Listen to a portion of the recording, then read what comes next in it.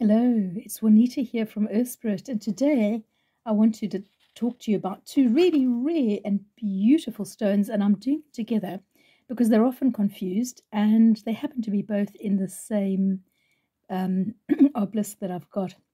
So the stones are Astrophyllite and Arfvedsonite.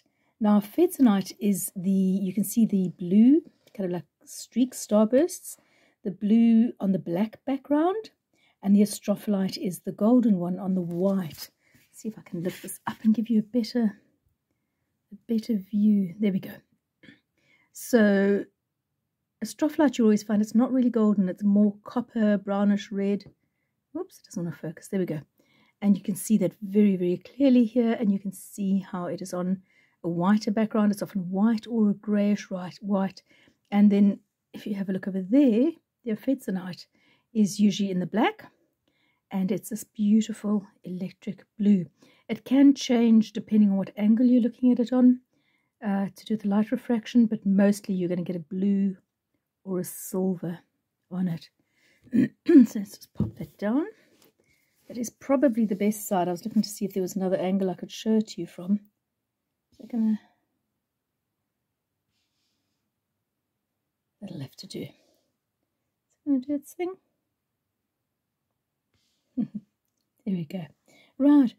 So as I said, these are both incredibly rare stones.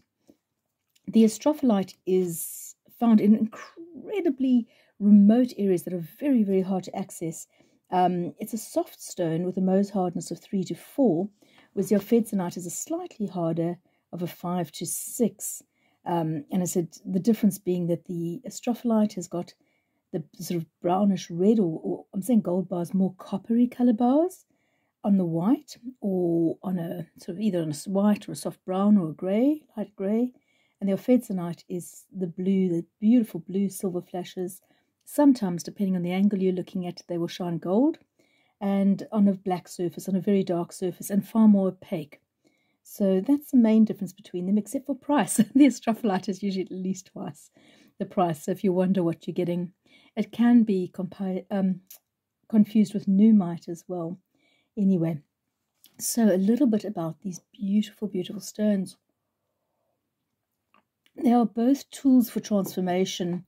Let's just think. We start off with the Arfvedsonite. The Arfvedsonite is all about expanding your consciousness. It's a manifestation stone. It's, as you can see by the blues, it's a third eye and throat stone. So it's all about, connecting you with other realms and really just enhancing your psychic abilities. It's this connection to spirit world, so spirit through the throat chakra and spirit through the third eye. And what it does is expands your consciousness. Sorry, I've got a croaky throat today. Anyway, the other thing it does is it brings in a positivity, but in this childlike way. So instead of looking at the future with fear, so it's all about the psychic abilities, and often when you're thinking about the future, people can be fearful. And what this stone does is brings in this childlike, a hope and an excitement and this optimism instead of fear. And when you're viewing your future with hope and excitement and optimism, you end up creating a brighter future. So it really is sort of a self-perpetuating thing. So this is a manifestation stone, and it really does brighten our view of the world. It's associated with the throat and with the third eye, but what it does is it replaces negative energy with positive. So in doing so, it actually unblocks all of your chakras and forms a channel between you and the universe. So it's a wonderful, wonderful stone for helping you. It's kind of a planning stone, so it helps you restructure your life, to plan it, to organize it, to strategize, and to be a few steps ahead of where you're at the moment. So it really is very, very useful. And as you can imagine, in doing so, it helps you adapt to new things, to difficult situations, and it also helps you break old habits. It's a truth stone, so it helps you see the truth. It brings in this light. So in bringing in the light, it unblocks your chakras, it shines a light on everything, and it anchors this light. So it really does allow this divine light to flow into your soul and to, shine the light on things that you need to look at, and bringing in very powerful energies. So it's incredibly transformative. Now, the Astrophyllite works on a similar but not quite the same way. Astrophyllite comes from the Greek words astron, meaning star, and the phyllon being leaf or brilliant. So it was found in 1844, a long, long time ago, on Lavin Island. And as I said, it's in very remote localities, and it forms in fissures in the rocks, deep down within the Earth's crust. And it's got this coppery, shimmery sort of bronze to it. So what astrophyllite does is expands our perception, our spiritual perception of all things. So what it does is, so we live on the Earth, and we can only see, certain realms. You can only see vibration of certain colors, of certain sounds. We can't hear them all. And what astrophyllite does is expands your consciousness. So it really does bring you into this multi-dimensional, multi-layered reality. And, we see the multi-dimensional being that we are. It helps us connect with other realms and attune us to them.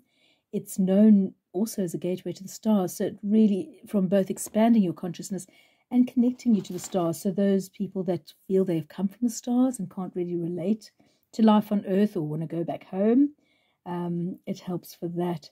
So what this one does is it brings in light throughout your whole system. One of its main purposes is to infuse your system with light. So this helps you grow and move forward and expand on your life path. What it tends to do is activate the highest and the lowest chakras. When they look at its energy, it has high energy and low energy. It has got the frequency throughout all the frequencies it emits.